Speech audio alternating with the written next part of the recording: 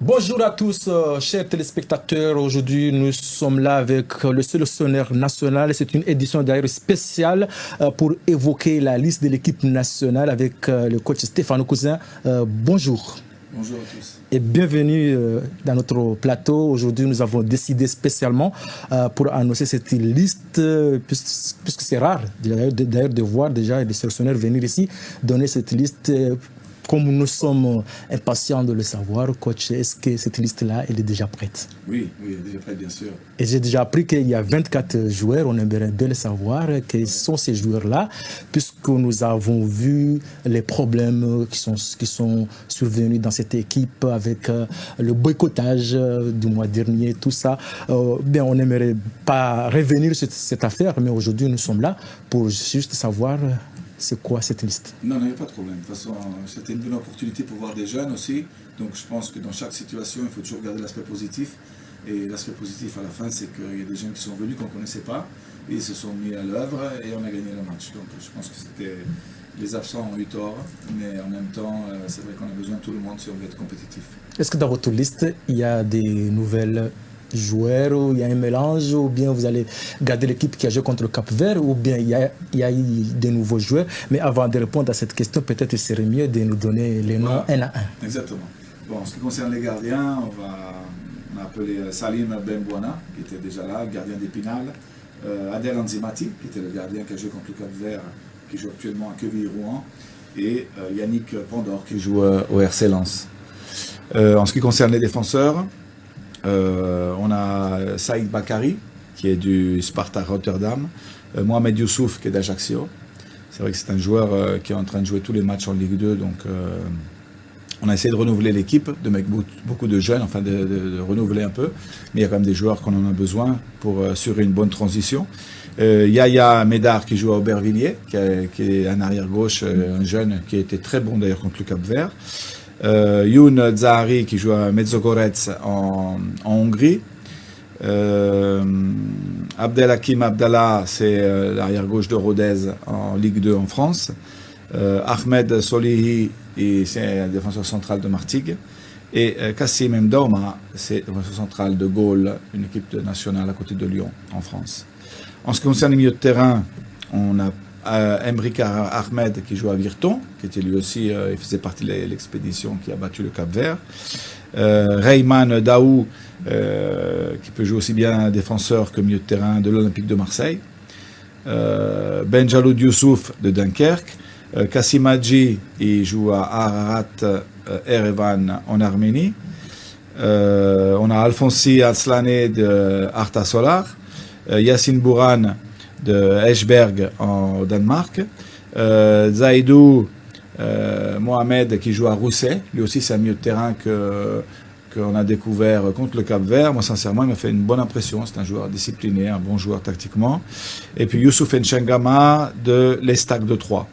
Les attaquants, c'est Faiz Selemani qui joue à l'Al-Azem en Arabie Saoudite. Ahmed Moni, il joue à Jeunesse en Luxembourg. On a Adel Mahmoud, c'est un externe un jeune qui joue à Nantes. C'est un très bon joueur, d'ailleurs il a marqué le but de la victoire contre le Cap-Vert. Miziane Maolida d'Hertha Berlin, c'est sa première convocation. Rafiki Saïd de l'Estac de Troyes, c'est sa première convocation aussi. D'ailleurs, pour Méziane, je me suis rendu personnellement à Berlin pour le rencontrer, pour parler avec lui, expliquer le projet. Et il a adhéré, donc ça me fait plaisir. Et Ibrahim Youssouf, qui joue à African Star. Donc ça, ce sont les 24 joueurs qui sont convoqués pour les deux matchs contre la République centrafricaine et le Ghana. Mais en analysant votre liste, on voit un mélange. Est-ce que cela marque la fin de la crise qui a frappé la sélection nationale de Nanon? Bah écoutez, moi mon intérêt c'est que les choses fonctionnent. Hein. Mon intérêt c'est de construire une équipe la plus forte possible. Donc la crise elle est derrière nous. C'était un malentendu, il y a eu peu de communication, les choses se sont arrangées, il y a eu des discussions et finalement les choses sont rentrées dans l'ordre. Je pense qu'une équipe nationale doit avoir aussi bien des titulaires mais des joueurs sur le banc qui sont aussi forts que les titulaires si on veut être compétitif. Et c'est pour ça que vous pouvez voir, il y a 8 joueurs qui étaient présents, des jeunes qui étaient présents contre le Cap-Vert dans ce groupe. J'ai privilégié le futur, parce que les échéances, ça va être la CAN et la Coupe du Monde, c'est 2 ans ou 3 ans. Donc il faut regarder les joueurs qui seront forts dans 2 ans ou 3 ans. Naturellement, on a besoin d'une transition, on ne peut pas repartir seulement avec les jeunes. Il y a le groupe actuel de l'équipe nationale, il y a des très bons joueurs, parce que bon là je voudrais pas les citer, c'est pas bien pour les autres, mais disons qu'on a des très bons joueurs. Ce sont des gentils garçons et des guerriers qui sont prêts pour défendre le pays. Et puis on a réussi à convaincre quand même Rafik Issaï, qui est un très bon attaquant de 3, et puis Méziane Maolida qu'on ne présente pas parce que lui aussi c'est un attaquant, il peut aussi bien jouer externe qu'attaquant central, qui joue actuellement à Hertha Berlin. Et je pense que dans le futur, ça va être un peu toujours comme ça. On va essayer de garder une ossature et de mettre à chaque fois 3 ou 4 nouveaux joueurs et les essayer pour voir les meilleurs. Et puis aussi, j'espère quelques locaux aussi. Est-ce que vous pouvez nous parler un peu de votre programme, comment vous allez préparer ces 2 matchs très importants pour vous? Bon, nous, on va commencer, les joueurs vont arriver lundi. Donc, à partir de mardi, on va déjà commencer les entraînements. Faire mardi 2 entraînements, mercredi, jeudi, ça va être le jour avant le match, juste 1 heure de tactique sur le terrain. Et après, le jour d'après, c'est le match contre la République centrafricaine.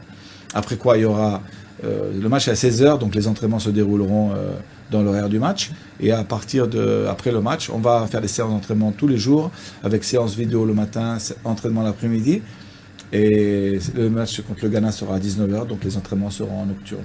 Mais quand tu parles nous un peu, parce qu'on a vu hier que vous étiez en juin pour des séances de préparation avec les joueurs locaux sélectionnés. Ça sera pareil ici en Gazdia. Parlons un peu de ce programme.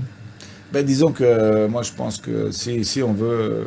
l'entraîneur de l'équipe nationale, ça ne peut pas être un entraîneur de 25 joueurs. Quand on entraîne un pays, ça va être un mouvement entier qui doit grandir à la même vitesse que l'équipe nationale. Donc moi j'ai toujours appliqué cette grande attention sur le championnat national.